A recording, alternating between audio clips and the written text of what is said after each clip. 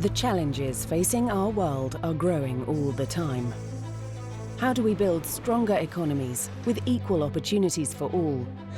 How do we build a sustainable world for generations to come? How do we protect our cities and harness the power of technology for our common benefit? Humanity has always been good at forward thinking. We will make sense of the problems of tomorrow. Inequality, sustainability, urbanization, the gender gap, and the demographic time bomb.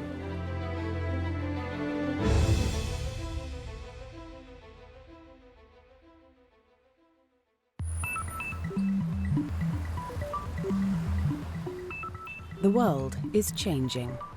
Today we stand on the brink of a fourth industrial revolution, one that will transform the way we work, the way we live, and even what makes us human. There's a group of technologies that are combining to create transformation across almost every industry at the moment. And those technologies include things like artificial intelligence, 3D printing, robotics, big data, and then some things on the sort of life sciences front in terms of genetics and medical imaging. And that these things are sort of combining in a way that's bringing about a host of transformative changes across industries. I would describe the fourth industrial revolution actually quite similarly to how I would describe the past three, and that is technology that leads to massive gains in productivity. And massive gains in productivity mean substantial improvements to everyone's quality of life. The world has been through revolutions before. The advent of mechanization, then electronics, then the digital revolution, all profoundly changed the world's economies. But this revolution could be even more disruptive. I think in previous revolutions, you could really talk about them as industrial revolutions. What was changing was how things were made, factories, industry, often heavy industry in particular. Here you're seeing transformation across really a whole range of not just industry, but services and the creation of whole new business models that didn't exist before. What's different a little bit about this particular revolution is that it gets into a whole range of things that people only thought were ever only possible for humans to do. Jobs that were human jobs before aren't going to be human jobs anymore. At the heart of this fourth revolution is artificial intelligence, the ability of machines to match and perhaps one day surpass the cognitive ability of their human creators. What's happening now is a big deal. It is making a big difference in the way people live, the way people interact with each other. It is sort of obliterating distance. It is, in some cases, removing humans from tasks that we once thought were the sole province of the human mind. These analytic tasks that we thought only a human brain could do, we're suddenly finding that algorithms can do, that machines can do. These are early days in the brave new world of artificial intelligence, but the potential benefits are vast. What are some of the liberating benefits of artificial intelligence? There are actually a lot. If you think about something just like driverless cars, autonomous vehicles, which is one use of AI that people are talking about, that could have a really liberating impact on a lot of people's lives. If you think about older people who can no longer drive, they're very shut in their houses right now, very dependent on others for transportation. With driverless cars, they would be able to go about their daily life. And then you're seeing with big data that this may have a profound impact on drug development, that you'll find new pharmaceuticals being developed at a faster rate to cure diseases because the computers are essentially able to sort through the data and pick up connections that otherwise would be missed. For health in particular, the advantages of machine learning and data science are immense. Those have an incredible chance to address both very infrequent diseases and diseases which affect different parts of the population very differently. If we're going to cure cancer, it's probably going to come through data science. But there is potentially a darker side to this technological revolution, one which could profoundly change the world of work as we know it. A technological revolution will cost jobs. It'll cost jobs in the areas that see the biggest advancements first. A good example of that is feasible over the near term is truck driving. You have self-driving trucks. You don't need the 3.5 million truck drivers that you have right now in the US.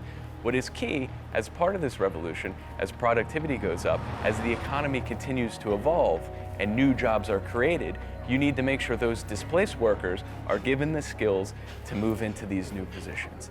That's what's key. Will all of them be? No. But I think the key point is you need to make sure if you've lost 3.5 million jobs in one sector, how do you create more than that in another sector? And I think in past industrial revolutions, that's what we've seen happen. And hopefully, and I think it will be what happens again. But what if this doesn't happen? Martin Ford is a software entrepreneur. He has peered into our future economy and sees a world where potentially hundreds of millions of skilled workers are out of a job. I would say that if you look far enough into the future, there is no job anywhere in our economy. There's nothing that anyone does that is completely safe, and that includes even artists and novelists, and the kinds of jobs that you would imagine right now are completely beyond the scope of artificial intelligence. Millions and millions of those jobs are going to be lost, and it's unlikely that enough jobs are going to be created to absorb all of those workers.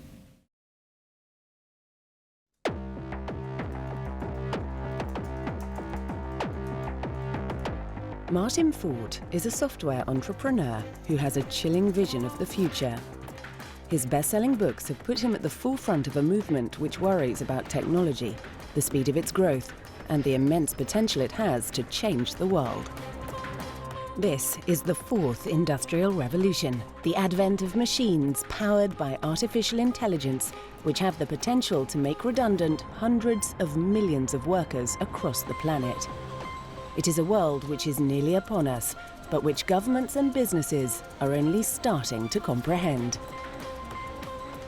Well, the central idea in my latest book, The Rise of the Robots, is that over time, machines, computers, smart algorithms are increasingly going to substitute for human labor. I think that that's inevitable.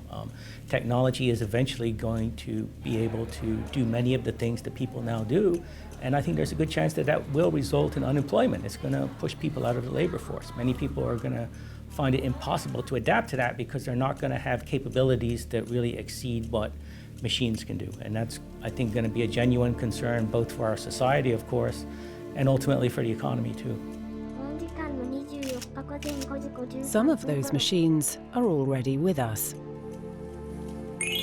Well, there are already algorithms that can interpret things like body language and respond to some extent to emotion, that can determine your mood, for example, and so forth. And this has big implications. Imagine what that could mean, for example, for advertising. If an algorithm can determine exactly how you're feeling and then target advertisements at you based on that. Some of the language translation things that have been demonstrated are truly remarkable. Imagine if anyone in any country who speaks any language would now be able to do any job because we have perfect machine translation in real time between languages. So, that has real implications for the job market, obviously. We may already be starting to see the effect on the wider economy. In the first decade of this century, the net total number of jobs created in the United States was 0.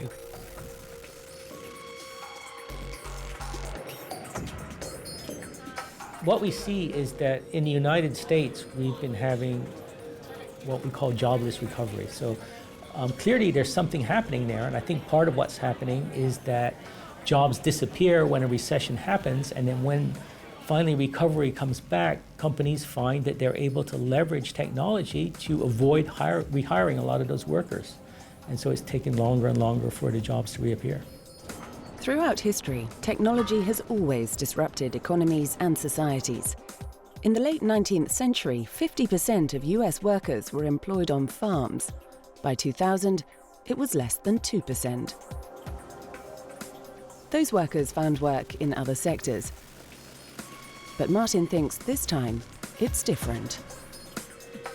What transformed agriculture was a specific mechanical technology. Now we've got a technology that's really just ubiquitous. It's across the board.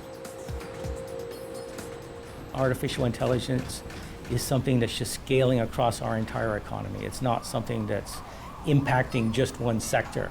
is something that literally is everywhere. And as a result, it means that there isn't really going to be any safe haven for workers. What makes the new technology so ubiquitous is the development of a new virtual world, the world of big data. Well, big data essentially is the collection and use of just massive amounts of data. And in big corporations, for example, these companies are collecting all kinds of information about their customers, about their business operations, about the actual processes in industrial environments and factories, about the things that their employees are doing. All of this data essentially becomes a kind of feedstock for these smart algorithms. It becomes the information that they use to learn and basically to figure out how to do things. And that's something that is just going to be, I think, dramatically disruptive going forward. The total data stored on the world's computers is now believed to be well over 1,000 billion gigabytes.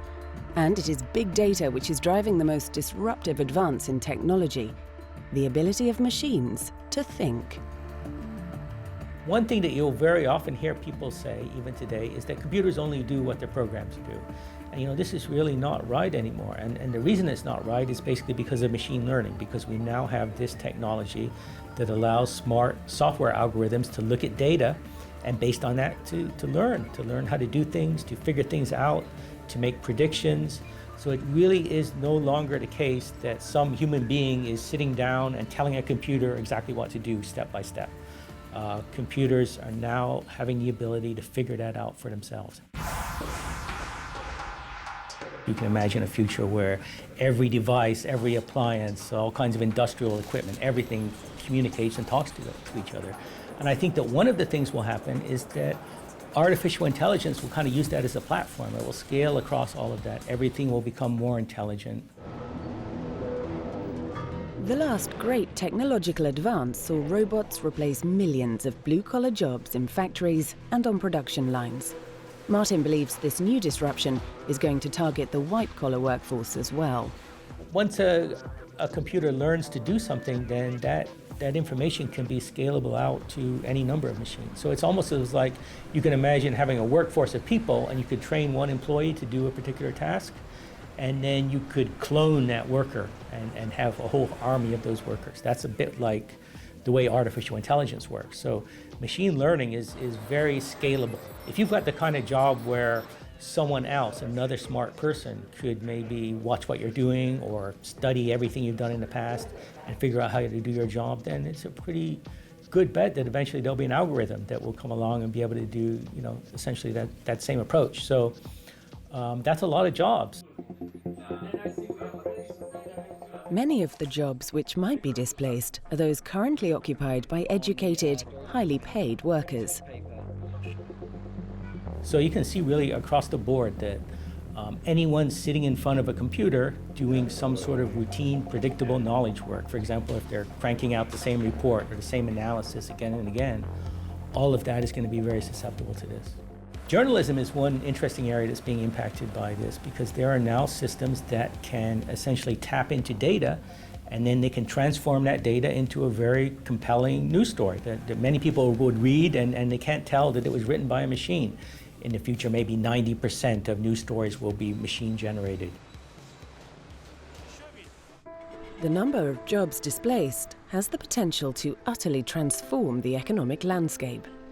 There have been a couple of studies done, most notably by a couple of researchers at Oxford University, and they looked at a number of countries, and most of the results have come back suggesting that up to half of the jobs could be susceptible to automation, perhaps over the next 20 years. That's 60 million jobs in the United States alone. That's a staggering number. And obviously, we have a massive social problem. You'd have tremendous stress on government in terms of trying to take care of all these people that no longer have an income. I think that you would see the potential for a massive economic downturn because you would run out of consumers. You no longer have people that are capable of buying the products and services that are being produced by the economy. A revolution on this scale wouldn't just transform an economy, it would have immense implications for our society. We could really have just what you might call inequality on steroids. The very wealthy people who own all this technology are going to do extraordinarily well. You would have the potential for civil unrest, perhaps even riots or massive crime waves.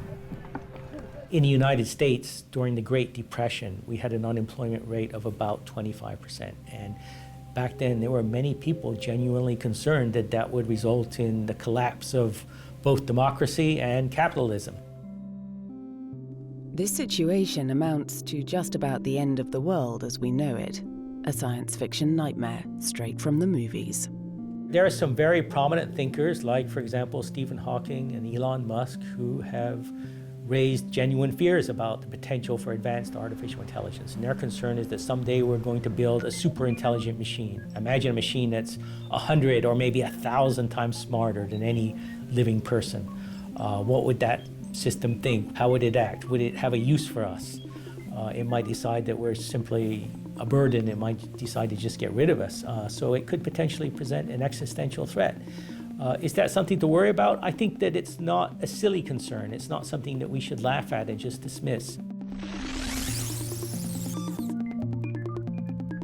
There's really no endpoint to this. There's no point at which you can say, this is absolutely as far as we can go, and machines will never go beyond this. We are reaching a new era, a time when things are going to operate differently, and we need to adapt to that. Healthcare is one area of the economy already adapting to this disruption. And in this field, researchers hope that intelligent humans and intelligent machines can work together for everyone's benefit.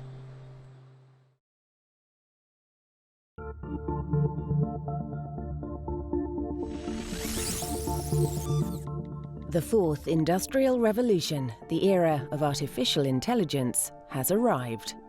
Computers are now mastering tasks once considered the sole preserve of humans and putting millions of jobs at risk. And now business leaders are wrestling with the potentially huge implications. In general, robots of one form or another are going to become much more omnipresent in our lives in a good way. They'll replace a lot of repetitive activities that people are currently doing. Robots will have a dramatic effect on the labor pool, lower the cost of products. People will start to realize that just about every manual task eventually will probably be done by a robot. Martin Ford's books have highlighted the threat to the job market.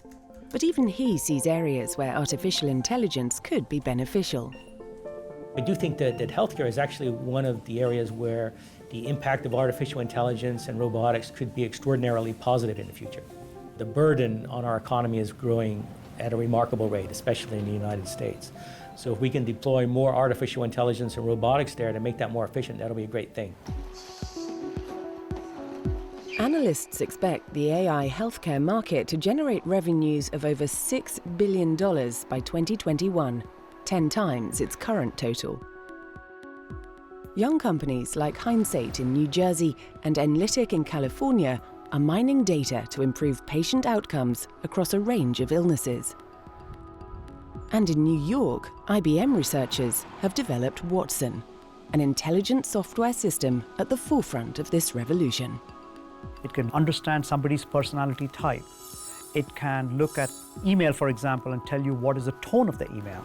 What kind of messages are coming through, whether you intended them or not, right? It can look at, for example, a big encyclopedia and extract all the concepts and the relationship among those concepts. Watson operates in the world of big data, extracting knowledge from the billions of facts and figures floating through cyberspace. I look at the world from the point of view of, the amount of data that there is, and the amount of knowledge that is embedded or insights that's embedded in the data that we are not able to extract today, and therefore we are not able to make the right decisions. So the fourth industrial revolution to me is the ability to have a much better understanding of the world through all of the data, and therefore making better decisions for it.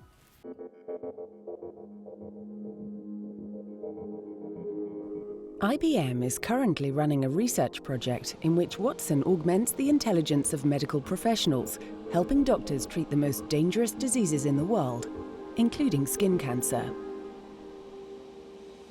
Melanoma is a very deadly form of skin cancer, and it's something where early detection and intervention is key. So a dermatologist faced with a patient who has a skin lesion will make some assessment about the likelihood of a lesion being melanoma.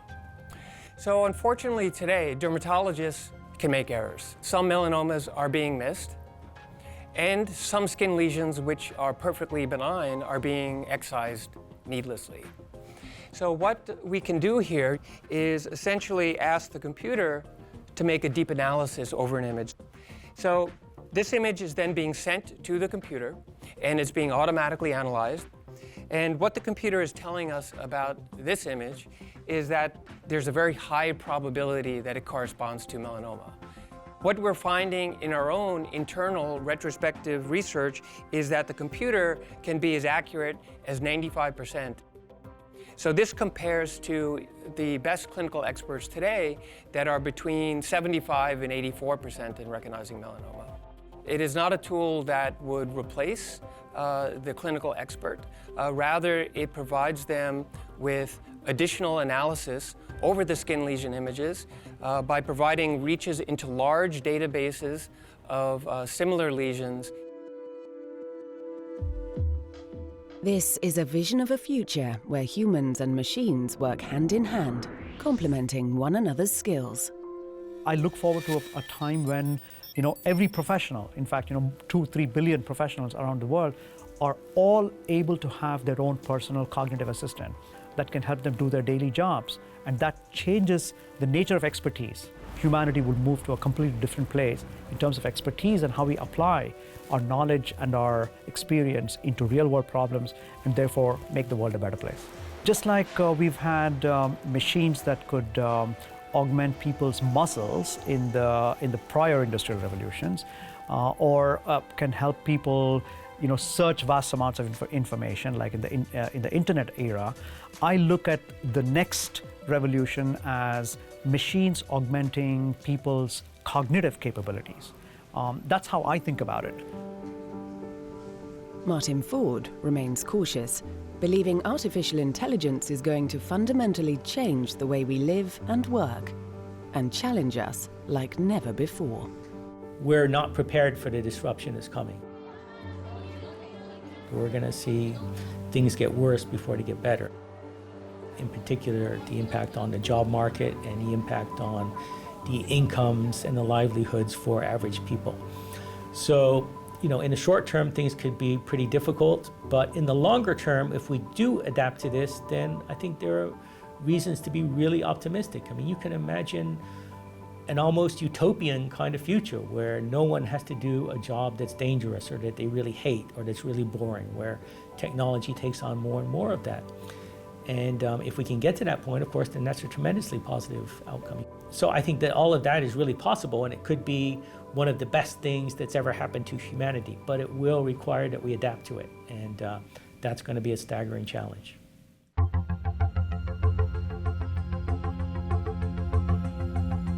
This is the age of the city. For the first time in human history, more people live in urban than rural settlements. The world's urban population is growing by 70 million people each year.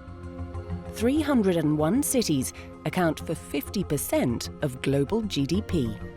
This will rise to 66% by 2025.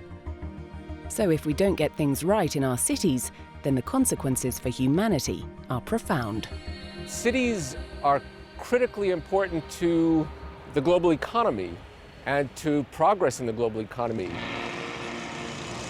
Cities can be sources of chaos as well as development. This dual personality of cities is what makes them so alluring and so vital. They can be dangerous places, but cities are where fortunes can be made. One of the primary factors driving urbanization is opportunity. You live on a farm and you're growing crops, you don't have a lot of opportunity. You see a bustling, growing city, your friends are moving there, they're getting jobs in offices, maybe jobs in a manufacturing center. There's restaurants, there's culture, there's life. This is attractive. This is attractive and something you want to be a part of. And everything is relative. You know, they'll have greater access to schools, greater access to healthcare, greater access to employment, and a much less vulnerable economic life.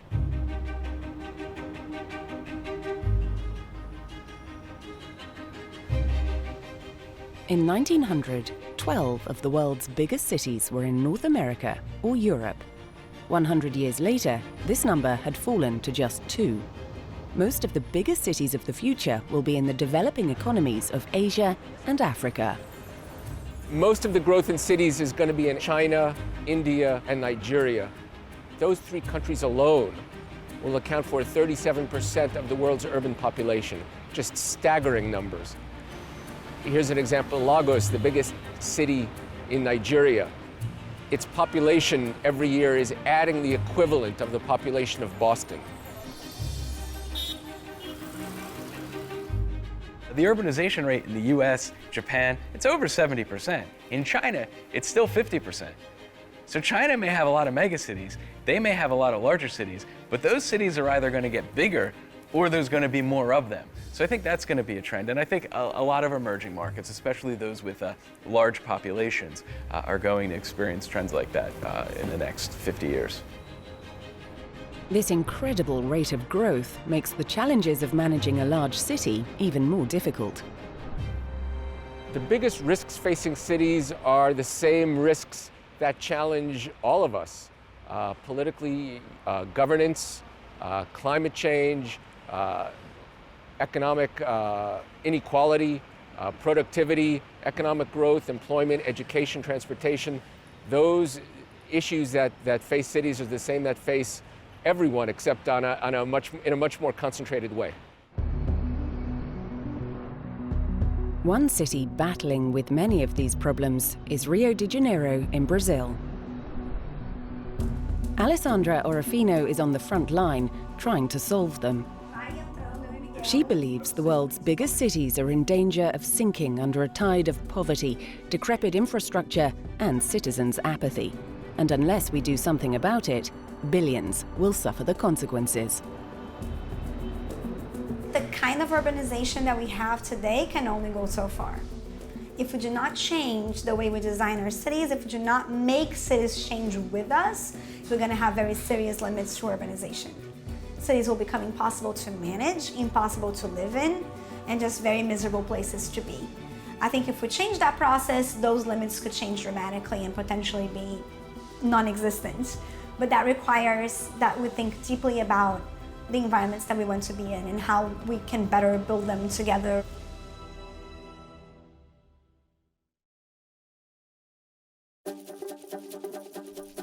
Managing megacities is one of the great challenges facing the world. This is Rio de Janeiro, Brazil. Nearly 12 million people crowd into its metro area. It is beautiful and vibrant, but it also has its problems. Crime, inequality, and poverty. Alessandra Orofino is an urban activist and thinker who has lived and worked in megacities on 3 different continents. She has worked with the United Nations on its Sustainable Development Goals and founded the groundbreaking Meio Rio, an NGO that uses data gathered from citizens to raise campaigns and solve thorny issues posed by the rapid growth of the city. Meio Rio has 170,000 activists, and Alessandra hopes it can become a model for other rapidly growing cities around the globe. We build upon a rich tradition of neighborhood movements, not only in Brazil, but all over the world, and we try to sort of bring it to the 21st century in a way that makes sense for people. I was born in this city in Rio de Janeiro, and my family has a very sort of mixed background.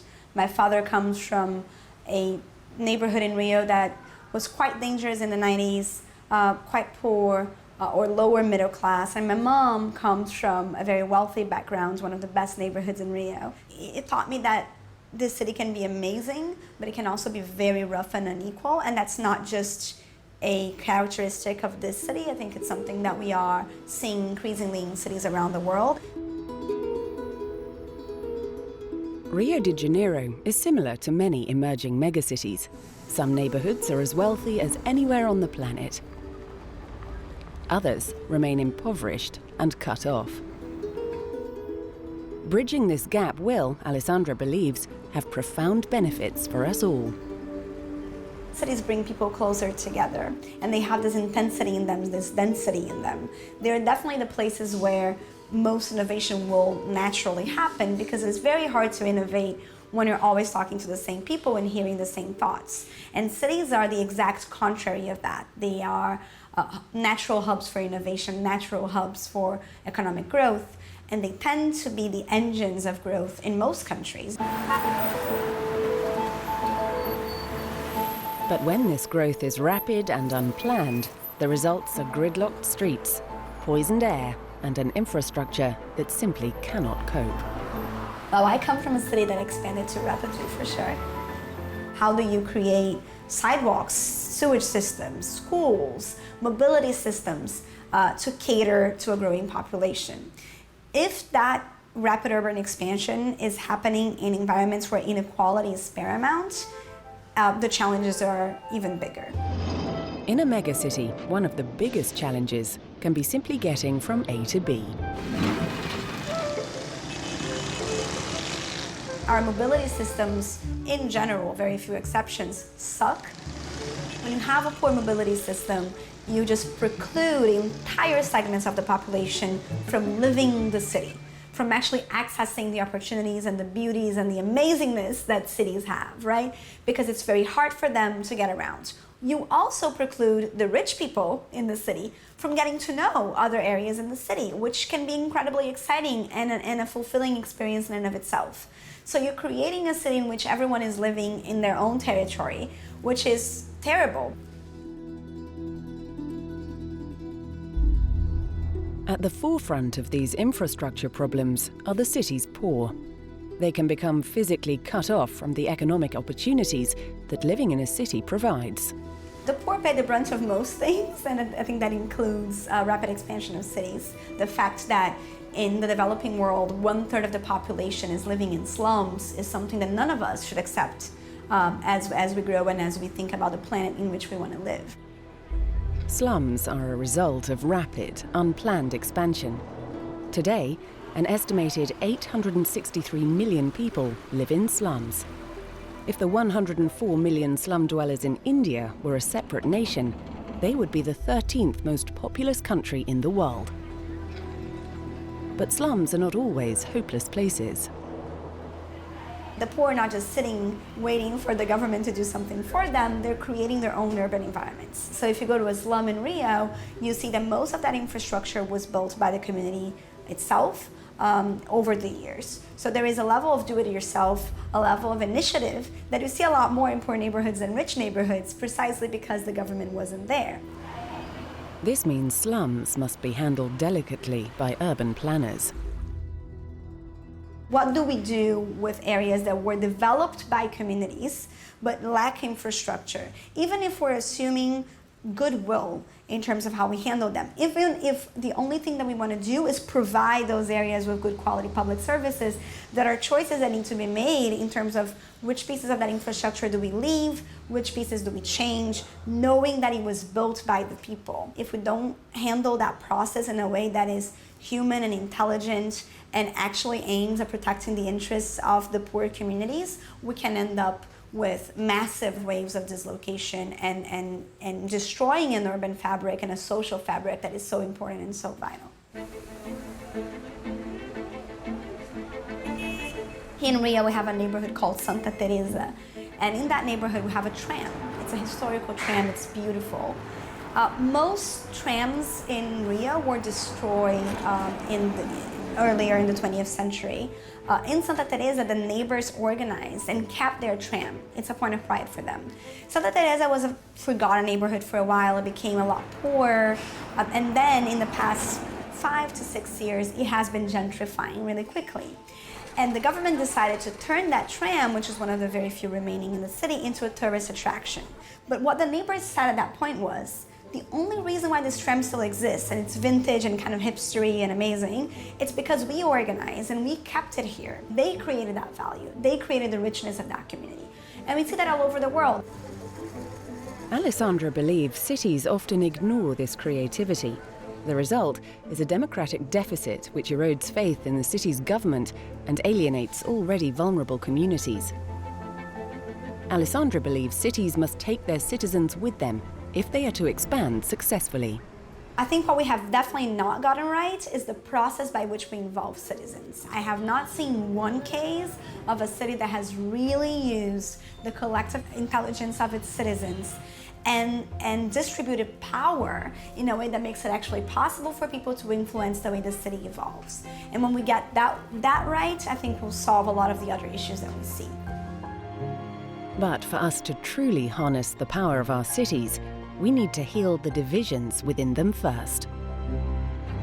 If we keep building unequal cities, cities that are not sustainable, and cities that are not very good to live in for most of their population, I don't think we can actually hope to be happy in these urban spaces. The worst case scenario for the global city of the future would be cities that do not have a soul and therefore become less and less attractive to entrepreneurs, to people who do want to create new economic activity, and that ultimately also become less wealthy.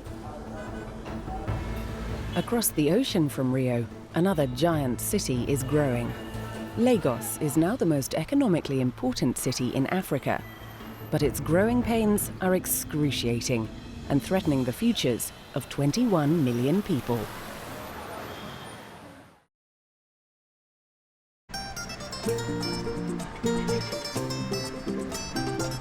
More people live in cities than ever before. But many of the world's biggest cities are struggling to cope. Lagos, on Nigeria's Atlantic coast, is the largest city in the world without a city-wide rail system, meaning everyone has to travel by road. For workers like Abraham Cole, this means his daily commute takes over his life. What time did you wake up? This morning I woke up like 3 o'clock, 3:30. Well, I usually don't do breakfast because it kind of slows me down. In 3 years, the population of Lagos has nearly doubled from 11 million to 21 million. But this staggering expansion has overwhelmed the city's impoverished infrastructure. How long should it take you to get to the office? It should take me 45 minutes to get to the office. But in full traffic, in full rush hour, how long does that take? You probably would do like some 6-7 hours in traffic, 3 hours going, 3-4 hours coming back. It's much worse coming back. Coming back is something else. And I don't think I want to waste 7 hours of my everyday time for the rest of my life. Lagos is currently ranked in the top 5 least livable cities in the world. But although the city's economy is bigger than Kenya's, simply getting to their desks is a daily ordeal for its millions of workers. So when do you see your children? Weekends only. Sometimes I see them during the week if they really want to see me and they're keen to see me. Sometimes they miss me that much. It must be quite difficult. Yes, it is, but it's what we have to do for now.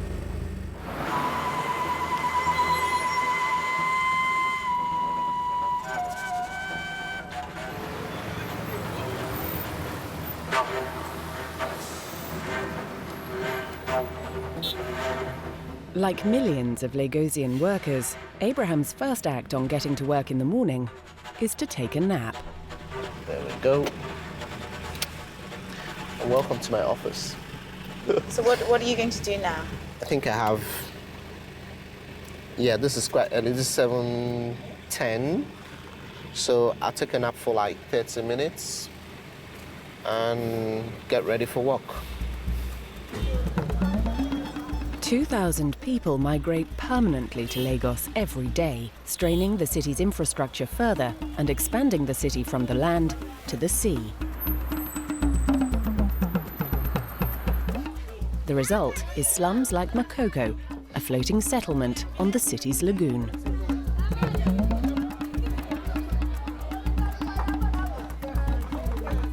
The infrastructure has not kept pace with the population growth.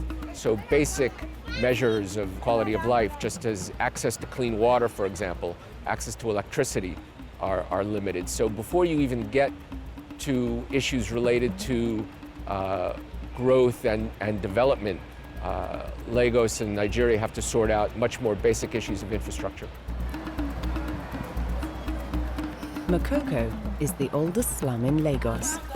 80,000 people live here, in buildings sitting on stilts, connected by a complex system of canals. Successful cities find ways to deliver services to even the most deprived. And that's the challenge, especially in the developing world where resources are at a premium. In Makoko, residents have developed their own infrastructure, including fresh water and electricity. And this three-story floating school, which doubles as a community centre, is the latest addition to this unique environment. The school was completed in 2013. It is cheap and easy to build. Its designers hope it will become a template for future buildings in Makoko. Makoko in Nigeria raises interesting questions of governance and control. For example, it's been a long ignored area, and the local residents took charge and tried to improve their own lot with schools and with their own locally initiated development projects. However, the central government also has decided it wants that area for its own development reasons. Only a few kilometers away lies an alternative vision of how Lagos might develop. Not a grassroots community vision, but a grand project of incredible scale. EkoAtlantic. Well, where we are standing, we are in the alignment of the financial district, what we call Eko Boulevard, or some people call it our Fifth Avenue. This is where all the major financial institutions will establish their headquarters and offices. EkoAtlantic is a multi-billion-dollar residential and business district built on 10 square kilometers of reclaimed land. It is, in effect, a new city, or it will be soon. Its backers hope 250,000 people will one day live here, with 150,000 workers commuting from the old city across the water. When we initially started to conceive EkoAtlantic, obviously we looked at Canary Wharf in London, we looked at Dubai, and if you look at the heart of London, heart of Paris, heart of New York, obviously the vast majority of the residents are wealthy people. I couldn't afford to live in the heart of London. But in creating the residence for these people, you're also creating job opportunities. And it is the norm here in Nigeria that when you create a residential apartment, you also create quarters for the domestic staff working for that family. You have to take it into context that this is a city development. This is not a low-income settlement. It's a business centre primarily. This is the future for the commercial development of Lagos. There's no doubt about it. Dafydd hopes the first residential units will be open by the end of 2016, with the infrastructure of the whole site in place by 2022. Projects like EkoAtlantic raise as many questions as they answer, especially from where local residents are aware that they may be getting the short end of the stick.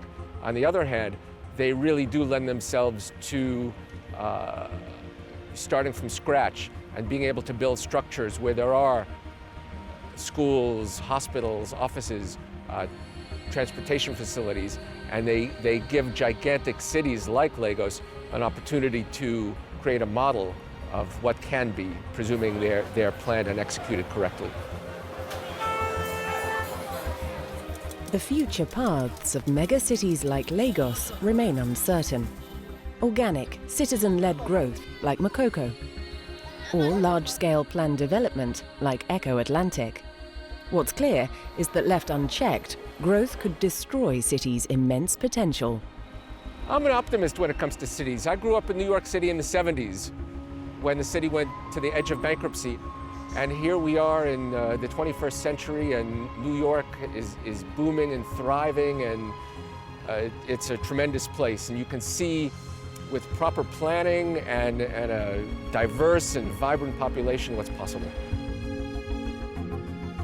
I hope that those global cities will be extremely interconnected in the sense that they will have solidarity networks, in the sense that they will have resiliency networks, and in the sense that their citizens will feel like their city is where they want to be, their city is the sort of the project that they want to build, but they can move, they can visit each other, they can learn from each other at the global stage.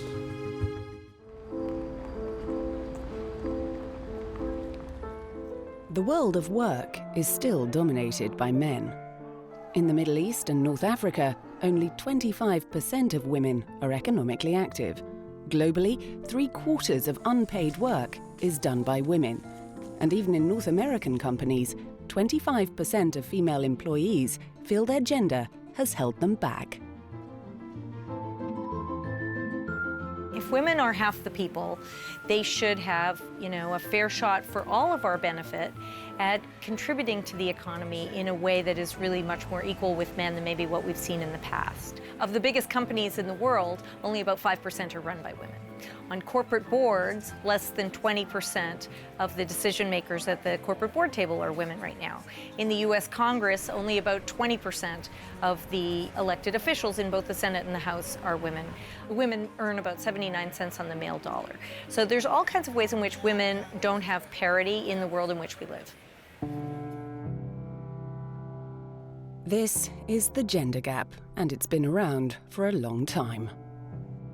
The organizations that have a lot of power in our world, the elected government, big companies, the education structure, the medical systems, all of these things are really dominated by men at the top. And that's largely a result of the history of the 20th century and before that.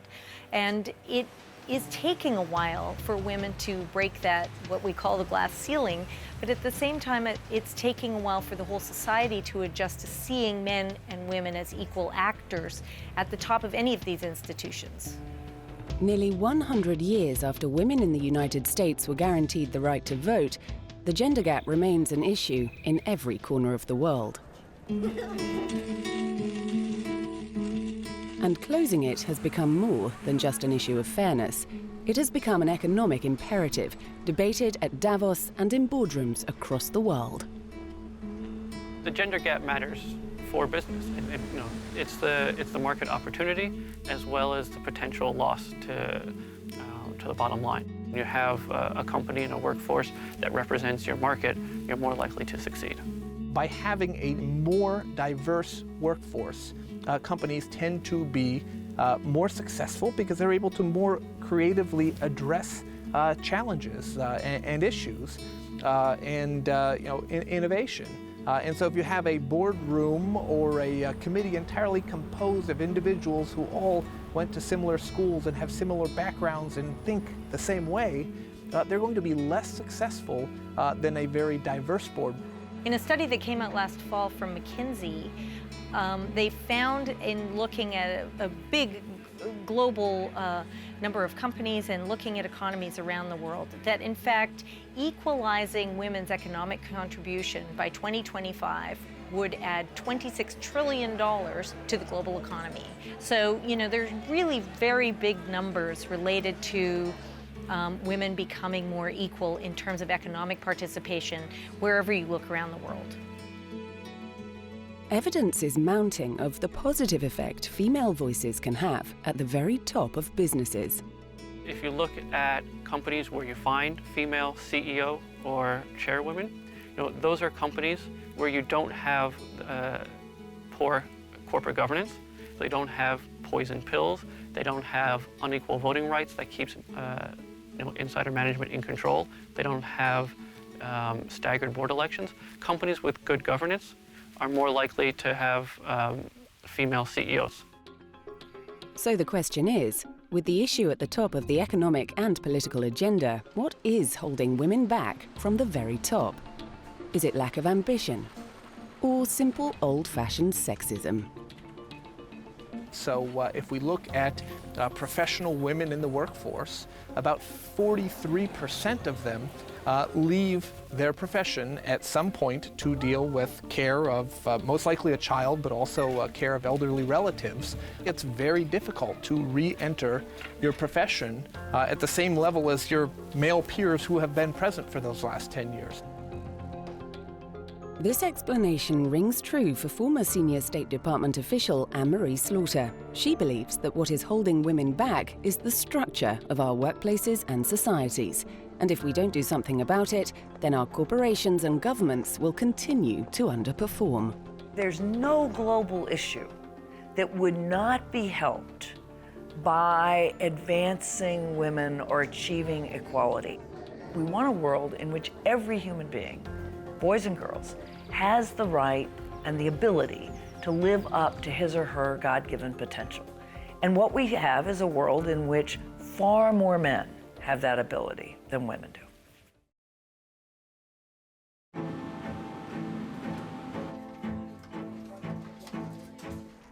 Once upon a time, women were promised they could have it all. But something is holding women back from gaining and retaining the very highest positions in business and government. Anne-Marie Slaughter has reached these heights in her career. For 2 years, she worked for Secretary of State Hillary Clinton, helping to shape the long-term goals of US foreign policy, and now runs the Washington, D.C. think tank New America. But it was a 2012 article in The Atlantic, which she subsequently turned into a critically acclaimed book, which cemented her reputation as one of the most intriguing and thoughtful commentators on the question of women in power. The feminist movement is about equality. It's about women being able to have what men have always had, which is to be fulfilled in a job, to be powerful if that's what you want, to do important work or work that is meaningful to you, and have a family too. And I still believe that women and men can do that. I think there's nothing that stops us in principle from doing that. But what I now say is we have to make really big changes still if we're going to get there. Because as work is currently structured, as we think about careers currently structured, far too many people do have to make a choice. And far too many of those people are women. This was a choice which Anne-Marie Slaughter had to confront herself. Work in the State Department at a high level is work that depends on the state of the world.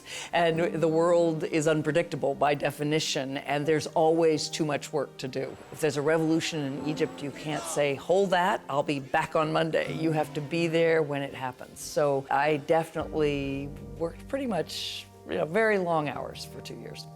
When I went to the State Department, my family understood that they were going to sacrifice so that I could do something I really wanted. They stayed in Princeton. I worked in Washington. I left home at 5 a.m. on Monday mornings, and I came back late on Fridays. And that was difficult, but I understood that that was what it took to do this job. My oldest son was entering adolescence when I left, and he had a very stormy period. So much so that he started making really quite bad choices. A number of times I would just jump on a train and go home, in the middle of the day, and Secretary Clinton was incredibly understanding.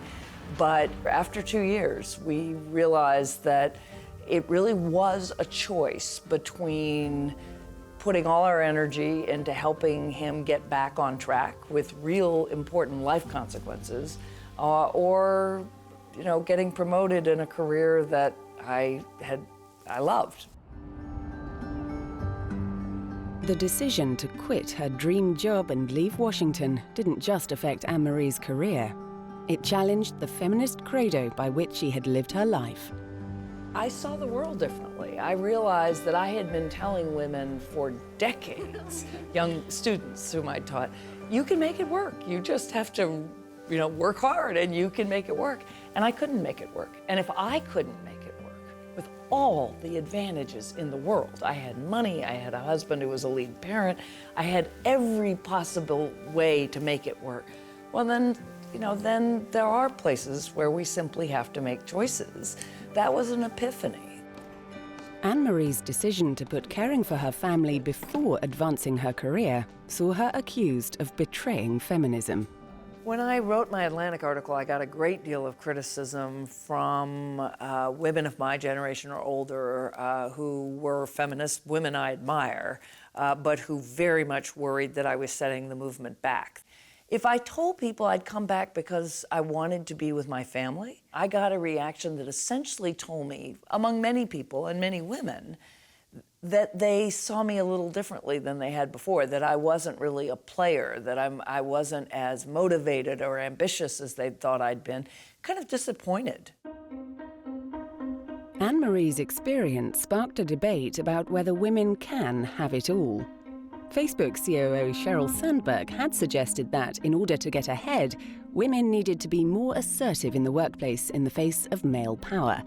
They need to lean in more. I admire Sheryl Sandberg, and I admire what Lean In has done.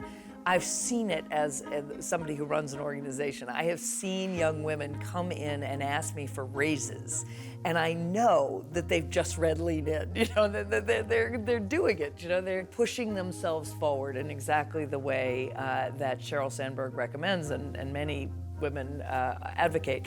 And I agree with all of that. I think it is a debate about where to put the priority. Anne-Marie believes the problem lies deeper, not just in women's individual behavior, but in the way business and society is structured to make it almost impossible for women to have a career and to care for a family at the same time. That's a full-time job, and somebody has to do it. And women have traditionally done it, so women are still expected to do it. So what you're doing is asking people who are holding 2 full-time jobs to compete with people who are holding only 1. So if a woman is the primary caregiver for her children or for her parents and a full-time breadwinner, she's competing with people who are doing only 1 of those. That's like running a race and having half the people put a pack of rocks on their back and wondering why they don't advance to the finish line at the same pace. Instead of saying, well, that's something that women should still do while they're also working, we need to say parents should have the time and the space to be able to care for their children and also work. But that requires a much bigger shift in thinking.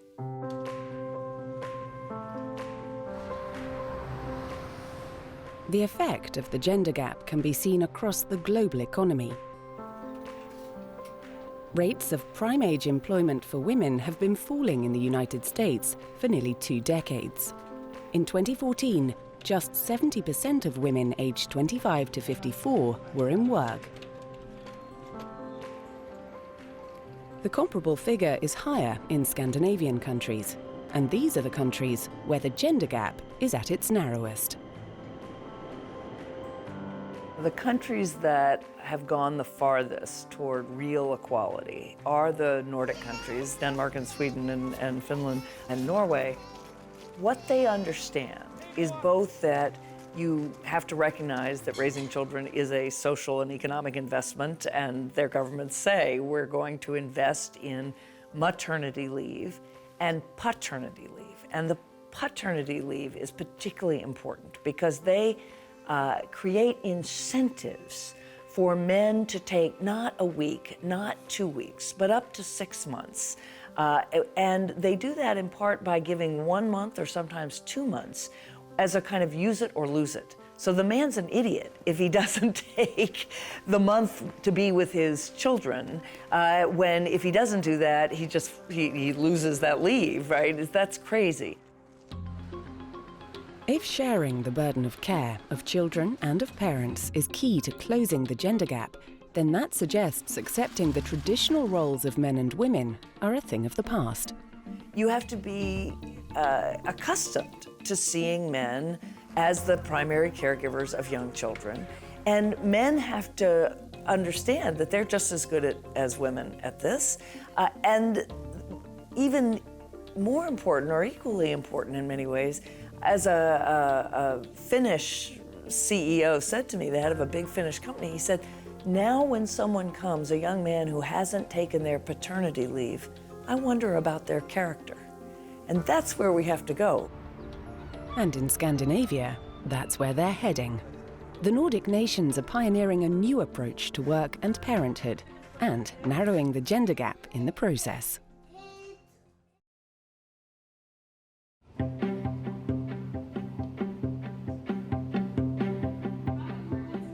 Across the world, women are reaching the top in business and politics, but they're struggling to stay there. I call myself an impatient optimist. I'm impatient because the world is getting better for women, but it's not getting better quickly enough. And we need to do a lot to move that forward. And I would love to tell you that because I'm a female CEO, I've changed the fabric of the diversity makeup of my own company and I'm leading by example. But the reality is that we're challenged in terms of female representation. It's not getting better. In fact, post the crisis, there was less diversity on Wall Street than pre the crisis, and one would have thought it would have been the opposite. Right. So I would take the opposite side. Okay. It's not getting better, and it's costing Wall Street a lot of money. Anne-Marie Slaughter thinks this gender gap exists because of the way businesses and government treat family life. In Sweden, along with its Nordic neighbours, attitudes are different. Scandinavia leads the world in gender equality, but its success has been hard-won. I did military service when I was 20 years old, and we were 3 women in a group out of 60 people. I came in as top 10 out of 60 on a half marathon with 15 kilos on my back, and they said that I was lucky. And they continued to say that I was lucky when I was at a shooting range or did my exams well. So my performance wasn't valued as much as the guys. Sophia has made it her mission to challenge this culture. Sweden is viewed as one of the most gender equal countries in the world, and we are. If we look at, legislation, the fact that you actually can combine family and career, and we see also that we are very above EU average when it comes to women in the workforce. But if you look into the managerial positions, we are not there. We drop out, and we are actually below the EU average. I think the EU's average is 27% female managers, and in Sweden we are 23%. Sophia's job is to help smash the glass ceiling in the Swedish private sector. We are working with companies that were constructed 100 years ago. So when they did recruitment, when they communicated, when they gave feedback, when they interacted with their clients, they did that in one certain way. And they still do it, but the world has changed. So the glass ceiling is basically old norms, old culture. So you have to change the culture to get rid of the glass ceiling. 80% of the global consumers are women today, and they are powerful. They have more money than before. 64% of the university graduates are women. So the future is female. If you don't know how to predict their needs, you will not be here. While Sophia tackles business culture, Swedish family life is already moving towards parity between men and women. Sophia splits the care of her 2 children equally with her husband Harry, who also has his own demanding career. For me, as a CEO of another company, I work hard, I get up early, but I'm also totally focused from 5 till 8 on the kids. We split 50-50 with the kids when they were small and before kindergarten. And this gives me the best of 2 worlds. I work hard, I have a fulfilling job, but I also get to really know my kids. We have 40 years of career.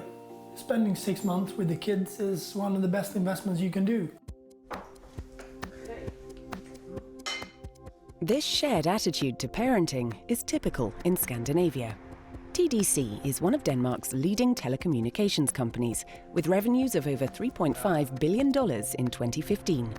The company offers generous parental leave to its nearly 9,000 employees, believing it to be good for business as well as families.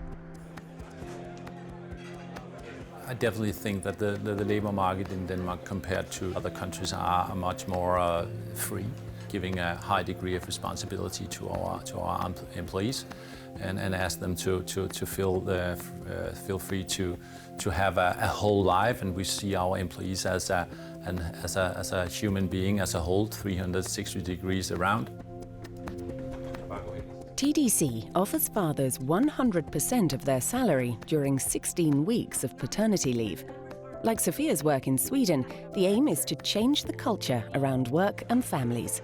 The result is a take-up rate of 85%, and the company believes a happier, more productive workforce. There's no doubt that we have seen increased productivity levels for our employees. Of course, we can attract more competent people because we have a more balanced focus for the job between your private life and your work life. That's for sure. Senior manager Peter Jespersen is a veteran of paternity leave. He's able to split care of their 3 children with his wife Christine, who then feels the benefit in her own career. Peter is allowed to spend 4 weeks with me at home right after the baby is born. And then when I go back to work, he has the first couple of months. He stays at home with the kids, which enables me to start working without having any duties at home, which then I can focus on work.